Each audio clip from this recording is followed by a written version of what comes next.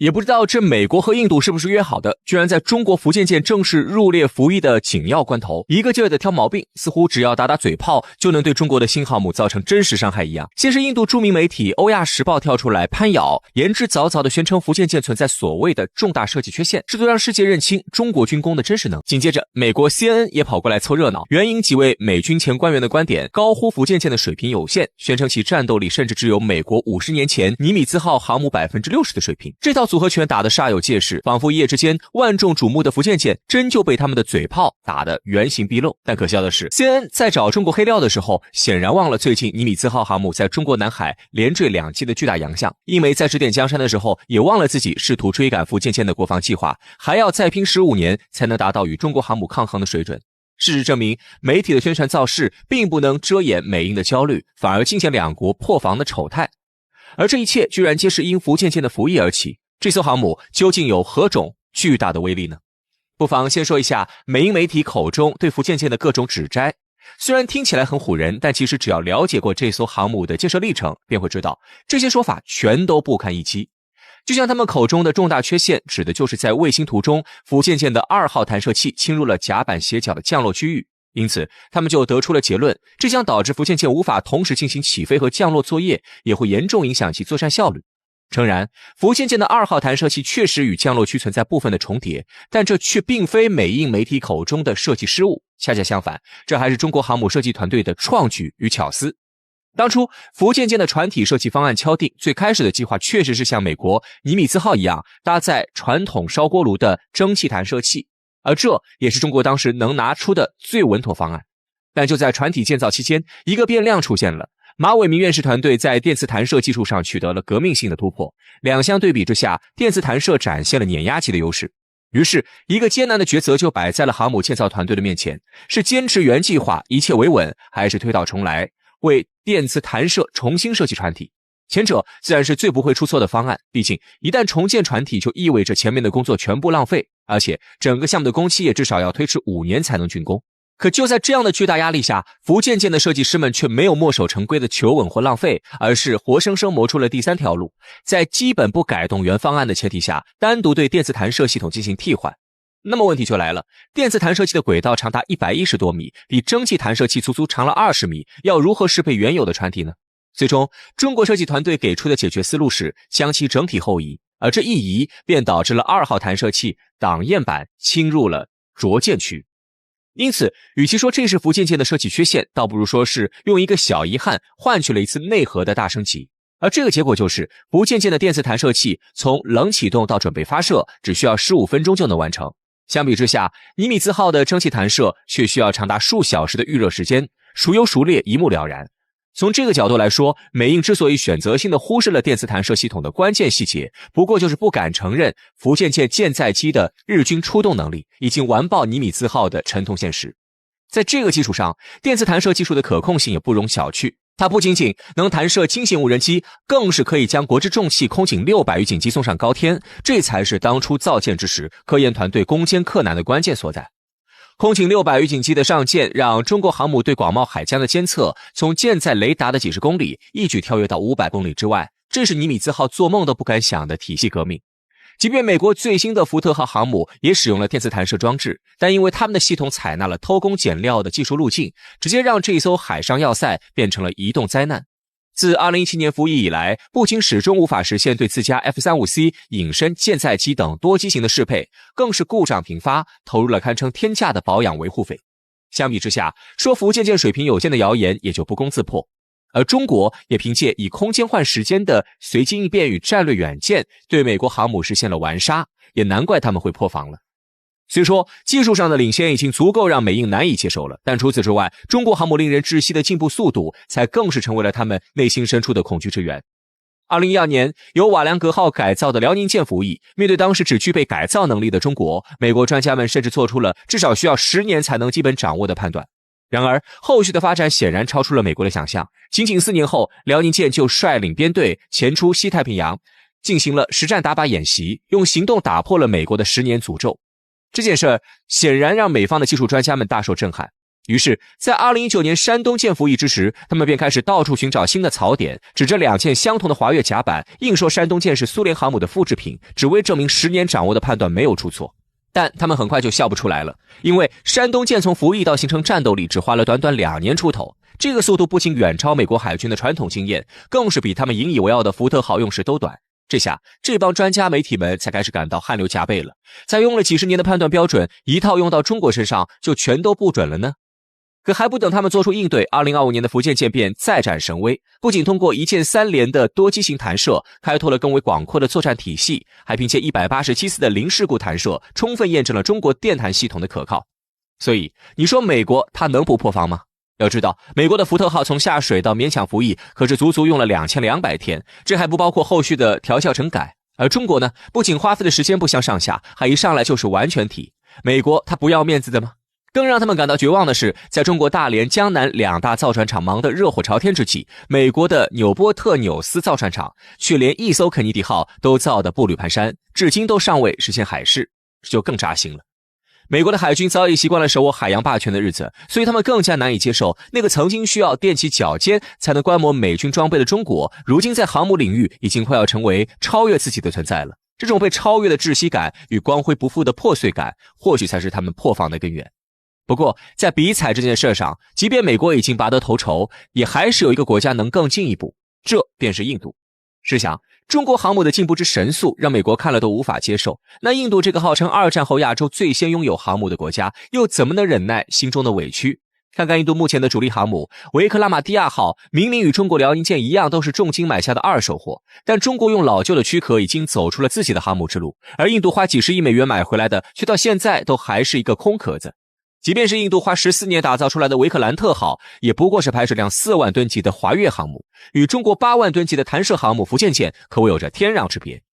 而更无法比较的是，印度这艘国产的希望还在建造过程中反复下水了3次，状况频出，甚至就连莫迪视察的时候，这艘号称能载30架战机的航母也只能摆出寥寥数架舰载机，与其宽阔的甲板形成了鲜明的对比。以至于为了强撑最后的牌面，空荡荡的甲板活生生被莫迪打造成了瑜伽训练场。试想，中国的福建舰在测试电弹3节的时候，印度维克兰特号却只能验证瑜伽垫的防滑性。如此对比之下，你能想象印度人心底得涌现出多么剧烈的绝望吗？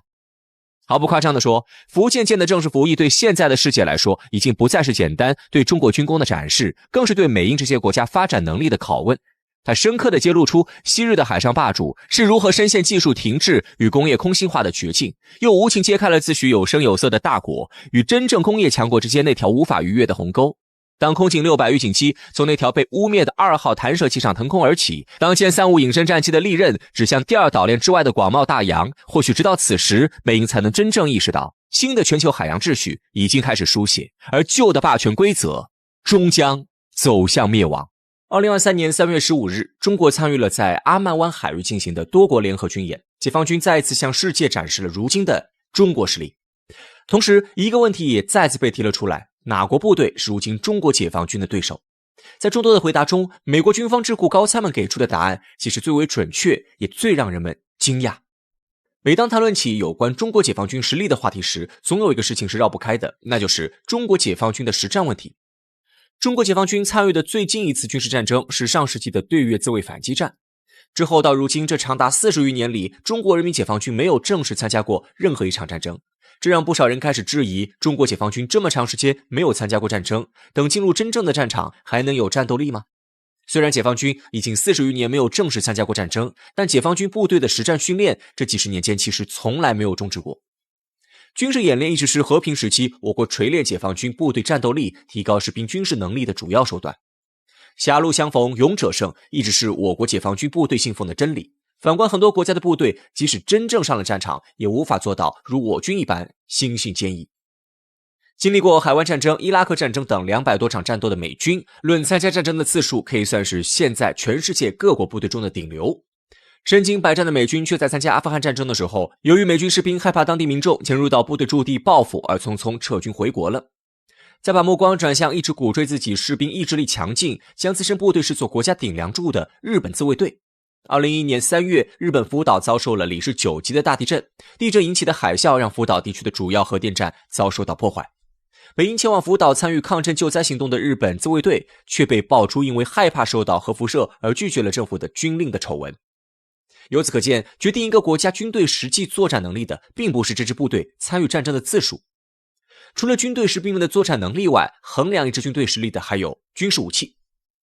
大部分人对于军事武器的作战理解还停留在步坦协同空军打击这一概念，实际上这种武器概念的理解仅仅适用于二战前后。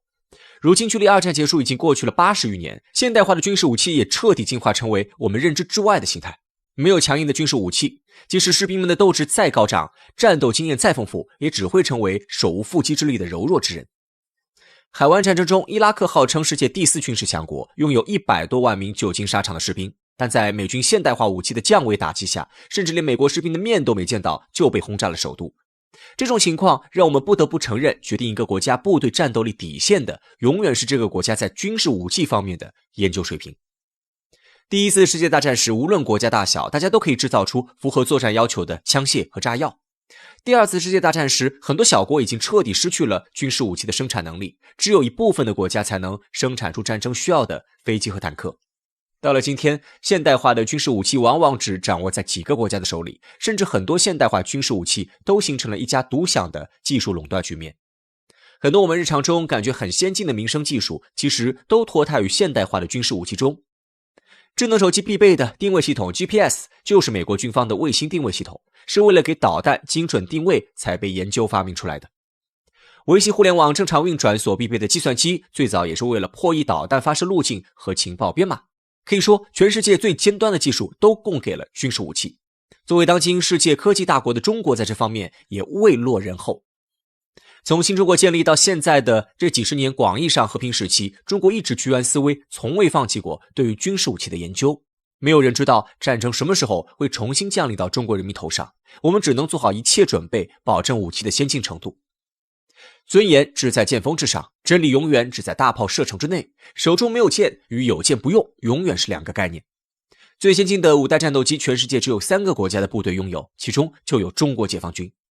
现代化对空防御最有效的反卫星武器，全世界只有3个国家的部队拥有，其中就有中国解放军。实现划地域超远距离打击的洲际导弹，全世界只有5个国家的部队拥有，其中就有中国解放军。核领域的真正话语权3位一体核打击能力，全世界只有3个国家有，还是有我们中国。如今的中国解放军还拥有全世界独一无二的高超声速导弹东风系列导弹，可以充分发挥出洲际导弹的个体性能。我们还发射了自己的卫星定位系统北斗定位系统，成为了世界上唯一一个突破美国在卫星定位系统领域中垄断的国家。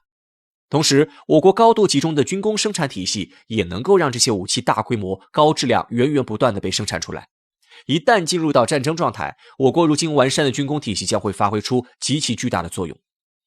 中国解放军部队也将在这些现代化武器的武装下，将自身的战斗力最大程度地发挥出来。拥有先进武器的又不仅仅只有中国一个国家，就算抛去美国和俄罗斯，难道其他国家就没办法掌握现代化武器吗？中国在全世界范围内真的拥有独一无二的武器优势吗？在这里可以思考一个问题：假如一个从未拥有现代化武器的国家突然获得了100架最先进的第5代战斗机，这个国家可以成为赶超中国的空军强国吗？答案只有2个字：不能。因为这个国家没有能力生产第5代战斗机一定要的战斗机燃油。如果有战斗机燃油呢？这个国家也无法给这批第5代战斗机配备相应的战斗机维修师。如果有战机维修师呢？这个国家也制造不出来战斗机日常维修所需要的标准化零件，更不要说战斗机的核心发动机和智能化系统了。就算将整架飞机的设计图纸全部交到这个国家手中，没有人手把手教，甚至都很难将这些飞机开走。所以说，中国解放军所拥有的强大军事武器背后实际上是夯实的教育与经济基础。自从改革开放以来，中国的经济水平实现了几何式的飞跃，跨步成为了当今世界第2大经济体。雄厚的经济实力让中国的军备实力从当年的汉阳造拉近到了如今的世界顶尖水平。素有基建狂魔之称的中国，也在这几十年间疯狂地发展基建事业，以青藏铁路为代表的多条直通边界地区的铁路拔地而起。这些铁路直接打通了中国解放军各个战区之间的连接路线，也让各地的军事武器可以通过铁路以最快的速度投放到需要的地方。无论是高原雪山、腹部盆地、荒芜沙漠，还是北原草场，发达的后勤运输、投送体系都可以第一时间将军需送到解放军部队的手上。解放军现有的大型运输机和航母更是可以实现多层面立体式运输，将坦克、战机等大型军事武器直接输送到战场上去。如此庞大的军工系统所需要的是更加庞大的培养机制和技术支持，这就离不开我国众多的军工人才。中国作为现在世界上受教育程度最高的国家，我们早已将上学接受教育当作常态。其实中国在刚刚建立的时候，全国文盲率高达恐怖的 80%， 这就意味着10个人之中只有2个人会识字，更不要提受过高等教育。每一位国家领导人都把我国的教育问题当作国家工作的重中之重，先后发起扫盲行动，并推行9年义务教育，确立公有制教育的地位。